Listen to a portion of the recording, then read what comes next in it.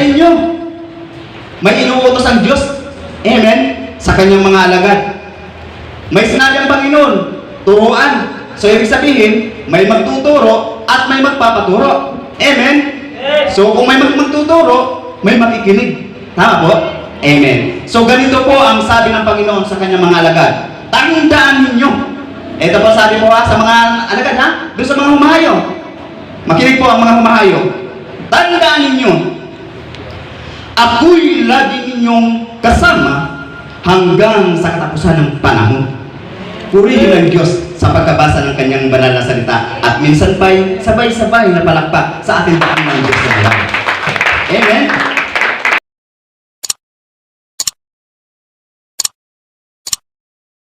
Praise the Lord, hallelujah! At minsan pa'y palakpakan po natin ang ating dakilang Diyos na buhay.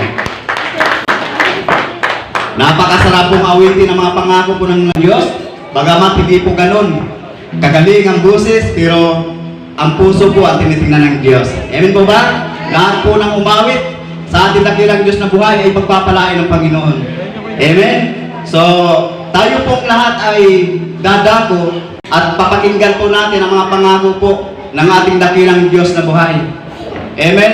So, napakarami po ang pangako ng Diyos at nawa, dalangin ko na isa man lang doon ay matanggap po ng bawat isa sa atin. Amen? Amen po ba? Amen. Lahat po sabay-sabay na palakpak sa ating Diyos na buhay. Yan. Ang mga anak ng Diyos, lagi pong pumapalakpak sa ating Panginoon. Amen. Dahil karapat-dapat po na tumanggap ng palakpak ang ating dakilang Diyos na buhay. Sapagkat ang Diyos ay mabuti. Dahil mabuti ang Diyos nakarating sa iyo, kaya palakpakan lagi natin ang ating Panginoon. So tayo po ay babalik na sa mga pangako ng ating dakilang Diyos na buhay. So ang ating pong pag-aaralan, ano po ba talaga ang gusto ng Diyos na maranasan ng kanyang mga alagad? Amen? Siyempre, bilang alagad ng Diyos, 2,000 years ago, naranasan ng marami, amen, ang kabutihan ng Panginoon. At gusto ng Diyos na ang kanyang sinabi at ang kanyang pinangako sa kanyang mga alagad ay dapat matupad at mangyari at dapat nating tanggapin ang lahat ng iyon. Amen? Pero, siyempre, mayroon po tayong gagawin. Amen? Bilang alagad ng Diyos, kailangan natin tuparin ang lahat ng utos ng Diyos. Pero Brother Sunny, bilang tao, kaya po ba natin tuparin ang lahat ng utos ng Diyos? Bagamat tayo po ay nabubuhay sa ibabaw ng mundong ito bilang tao, siyempre kapag ang mindset po natin ay walang imposible sa Diyos, bahalang araw ay magaganap. At mangyayari na tayo po'y makakatupad sa kanyang mga inutos kahit nangangatog ang aking mga kamay.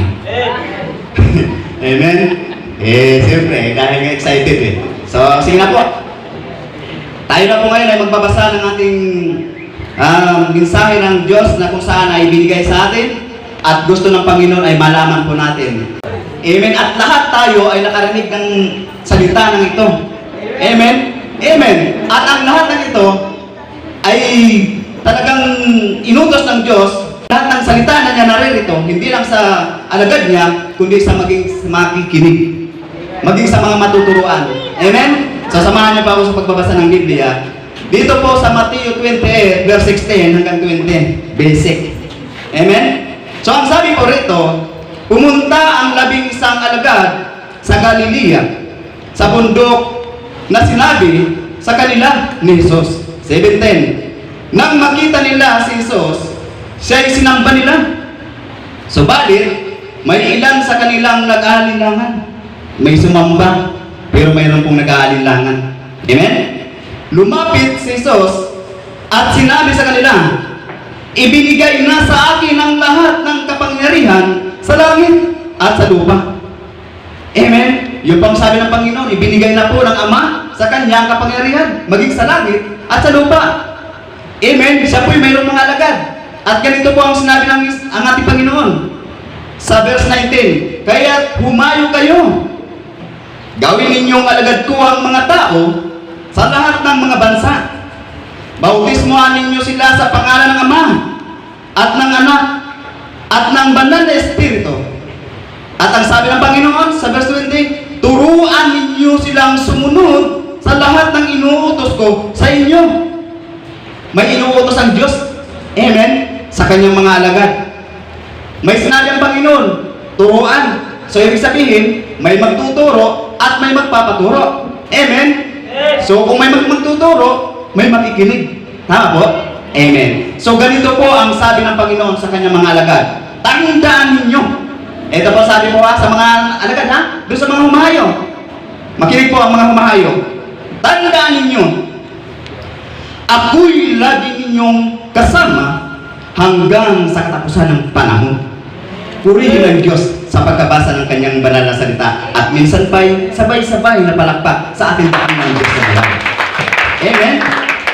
Kung nasusubaybayan ninyo mga kapatid ko, sa simula pa lang sa verse 16, nung mga alagad ay pumunta sa Galilea, amen, doon sa bundok na kung saan sinabi ng ating Panginoong Jesucristo.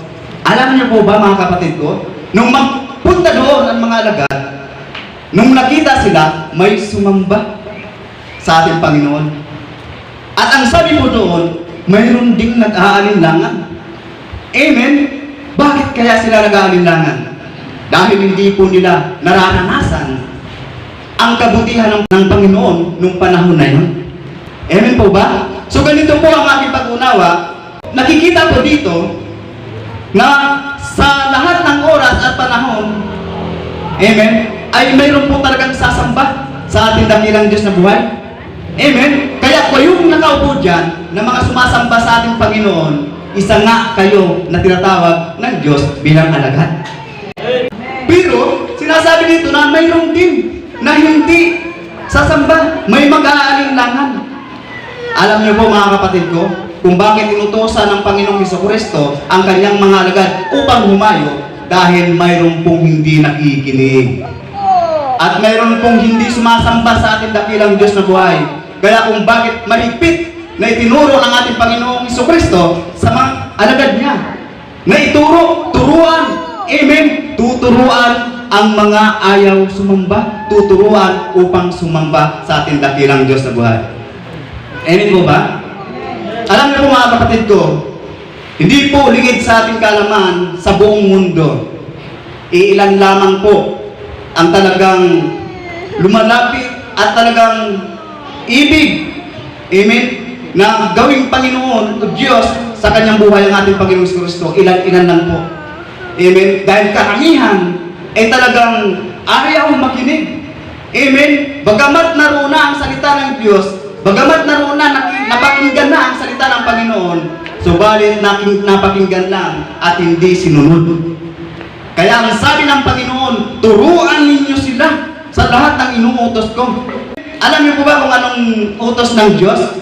Ang sabi po ng Marcos chapter 12 verse 30, ito po ang utos ng Diyos na gusto ng Panginoon ituro sa mga nag-aalinlangan na ayaw sumunod sa ating dakilang Diyos na buhay. Amen? Ang sabi ng ating Panginoong Jesucristo, ibigin mo ang Panginoon mong Diyos ng buong mong puso, buong mong kaluluwa, buong mong pag-iisip, at buong mong lakas. Yan po ang ibig at gusto ng Diyos na ituro sa maraming tao. Bakit? Dahil napakaraming tao sa buong mundo, walang ibang inibig kundi ang kanyang sarili.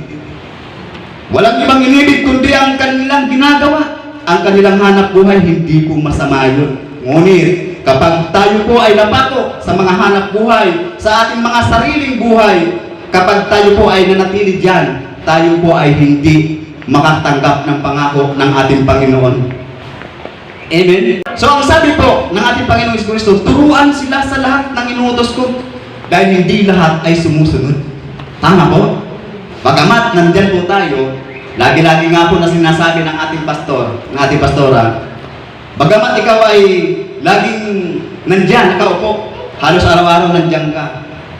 At minsan ay pinupuri natin ang Diyos sa ating mga labi, ngunit ang puso, isipan natin ay wala sa Diyos. Tama po? So, ibig sabihin po mga kapatid ko, gusto ng Panginoon na maunawaan natin ang kanyang itinuturo.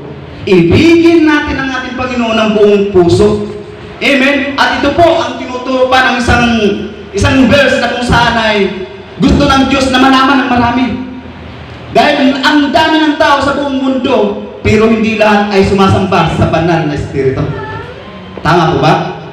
Maraming tao nagsasabi na may Diyos, kahit siya ay halagan mo, na kung saan ang katotohanan ng salita ng Diyos na sa banal na kasulatan, ang sasabihin sa iyo, iisa lang po yan. May Diyos din naman ako. Sumasamba ko every week. Amen? Kung halos nandyan lagi, opo, tama po yun. Pero alam niyo po, ang sinasabi po ng Matthew chapter 7 verse 21, hindi lahat ng tumatawag sa aking Panginoon, Panginoon, ay aakyat sa langit o papasok. Amen? Kundi yung lamang mga sumusunod sa kalooban ng aking amang nasa langit. So, ibig sabihin mga kapatid ko, ang salita ng Diyos na gusto ng Panginoon at sinabi sa kanyang mga alagad, turuan sila sa lahat ng mga pinag-uutos ko. Dahil hindi lahat ng mga tao, amen, ay ang puso talaga ay sa Diyos. Amen? Naniniwala po ba kayo doon? Pero sa ating mga Kristiyano, bilang born again, sa Jesus My Life, sa banal na Espiritu po tayo nakatingin. At doon po tayo sumasamba. Kaya pinatuturo ng ating Panginoon, amen, sa maraming tao, na ang sabi nga po sa Juan chapter 4, verse 24, amen, na mga tunay na mga sumasamba sa Ama, amen, ay dapat sumamba sa Espiritu at katotohanan. So, ibig sabihin, kaya inuutos ng Diyos yon dahil maraming sumasamba ng mga tao, amen, sa larawan, sa bato. Alam naman po natin na ang Diyos ay hindi siya larawan. Tama po? Hindi po siya bato. At higit sa lahat, hindi po siya tao. Siya po'y Diyos. Kaya ang sabi ng Panginoon, turuan ninyo sila sa lahat ng pinag-uutos ko. Gusto ng Diyos sa lahat ng tao makarating na siya isang bahin sa Espiritu at katotohanan. Amen? Mapalad. Pinagpala ang makikinig sa salita ng Diyos. At mababasa po natin sa Mateo chapter 5, verse 3, pinagpala ang mga taong walang ibang inaasahan, kundi ang Diyos sapagkat sila ay mapapabilang sa kaharian ng langit. Sabay-sabay po na palakpak sa ating ng ibang gusto ng Diyos na makarating sa maraming tao, na kayong mga tinuturuan, na kayo ay nagkaroon ng pag-asa sa ating dakilang Diyos na buhay. Isa kayo sa mga pinagpala ng ating dakilang Diyos na buhay. Isa yan po sa mga pangako na gusto ng Diyos na makarating sa mga tinuturuan. Amen? Ganito naman po ang sinabi ng Diyos sa mga alagad na kanyang sinugo. Alam niyo po minsan sa ating mga buhay, o lahat po ng mga lingkod ng Diyos, o lahat po ng mga humahayo, naghahayag ng Ebanghelyo ng ating Panginoon Jesucristo. Minsan sa buhay po natin, hindi po araw-araw tayo po'y masaya. Tama? Hindi po araw-araw na tayo po'y payapa. Amen? Dumarating po sa buhay natin, nadadanas po tayo ng kapighatian. Dadanas ang bawat alagad ng Diyos ng pang-uusig. Dumadanas ang mga alagad ng Diyos ng pangmutya. Amen? At hindi po yan mapapubulaanan sapagkat yan katotohanan nangyayari sa mga alagad ng Diyos. Amen? Bawang kasinungalingan.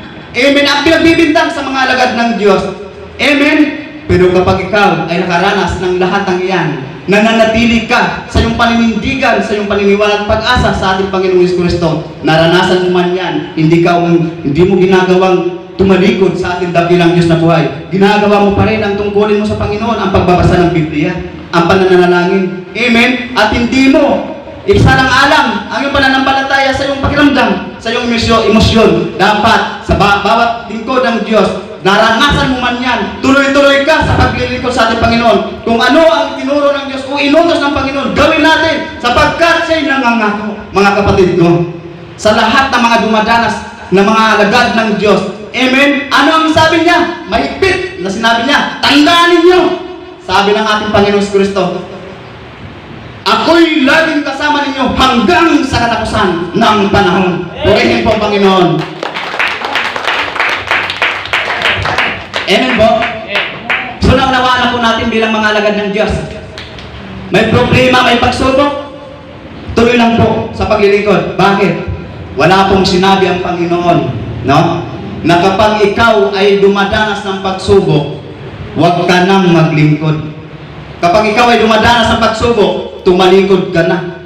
Kapag ikaw ay dumadanas ng mga kapighatian, huwag ka na magbasa ng Biblia at manalangin, huwag ka na sumamba. Wala pong sinabi ang ating Panginoon ng gaya niyan. Amen po? Ang sabi ng Panginoon, tandaan ninyo, ako'y laging kasama ninyo hanggang sa katapusan ng panahon. Yan po ang sinabi ng Diyos sa kanyang mga alagad. Kaya alam niyo po, mai-encourage talaga tayo. Amen sa salita ng Panginoon. Humayo. Alam niyo po ba, kahapon, gaya na po ng pinatutuwa ng aking darling is okay. Natutuwa po ako dahil ang Diyos po ay nagmamaniobra sa bawat lingkod ng Panginoon. Amen? Hindi po lingid sa inyong kaalaman na kami po ay namasyanan, no? Ng aking darling is okay. So, dumating ang ating daddy, no? Daddy Jose. So, sinama po natin doon. Namasyal kami. Pagdating namin sa presento, doon po kami pumunta eh. So, siyempre, presento, talagang bihira kang makakita talaga na alam po natin na may takot sa Diyos. Amen po ba? Pero alam niyo po, sa Diyos po ang lahat ng papuri. Nung pagdating doon, pumipiyok pa. Sige nga po, palagpak muna sa atin lagi ng Diyos na buhay. Kunti na lang po, kunti na lang. So pagdating po doon, nakipag-usap na po kami. May harang po eh. Rias. Siguro ang distansya po ganito. Rias po yan. Tapos Rias din ito. Ito po yung lahat. Ito po yung loob. So hindi po kami makakapasok. Siguro, ganyan distansya, sigawan na lang nga po kami. Amen. So, ito po sa Diyos ang papuri. Noong panahon na yun, habang nakikipag-usap kami sa mga nakakulong po doon, laging bumubulong sa aking isipan na ihayag mo ang kabutihan ng Diyos. Amen po ba? Pero habang narinig ko yun, tuloy-tuloy muna ako magpapalakas ng loob sa naroon na dapat siyempre gumawa tayo ng mabuti dahil ang mabuti ay mabuti. Amen? Ganito na po yun.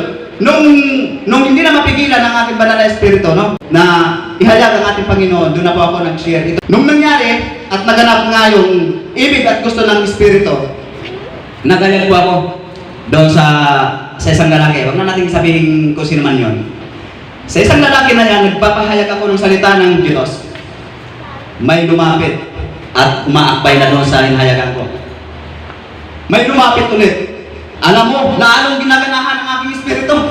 Amen? Na magpahayag at ipaalam sa kanila ang katotohanan. Amen? So habang nagpapahayag ako, ang mayor, nasa likod ko dahil siya po'y nakakalabas, nasa labas lang po siya. Wala sa loob. Sa gabi lang po siya nasa loob. So malaya po ang mayor na nasa labas. Nakikinig sa likod ko, hindi na umaalis. Lalo pa akong ginanahan. Sige, share ang share. Amen? At nito pa ang maganda, ang hippie. Abay, pabalik-balik sa likod ko. Naaninag ng ating paningin. Habang nag-share, ipinasok ko po ang batas ng tao, mga kapatid.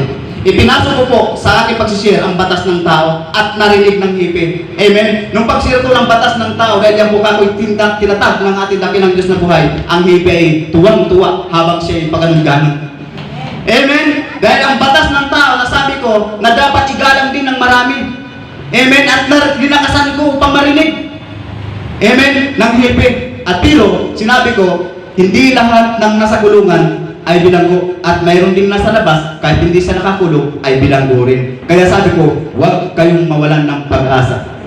Amen? So kung pahahabain ko pa, tsaka na lang yung iba. Amen? So, church, balik po tayo. Last. Ano pang sinasabi dito sa banal na kasulatan? Sa mga lingkod ng Diyos, sa mga alagad ng Diyos, kapag kayo'y humahayo, dumanas man kayo ng mga problema at pagsubok, huwag niyong kakalimutan na ang ating Panginoong Jesucristo na nagsalita na ako'y lagi ninyong kasama hanggang sa katapusan ng panahon. Amen? Amen. At sa mga nakikinig, nasa YouTube man, nasa social media, nasa man lugar, kayo pong nakakarinig na makinig sa salita ng Diyos kapag kayo'y nagkaroon ng pag-asa sa ating Panginoong Jesucristo, tunay nga na magkakaroon ka ng pagpapala at ikaw ay makakapasok sa karyaan ng langit. Kayo pong nanonood. Salamat po sa Diyos. At muli, ibibigay ko na po ang susunod na hahayag. So sa ating sinupunin po, ibibigay ko po ang mic doon sa magsasalita kay Daddy Glo, no? At siya na pong bahala magpaliwanag kung man yung kanilang sasabihin. Amen? Palakpakan po natin ang ating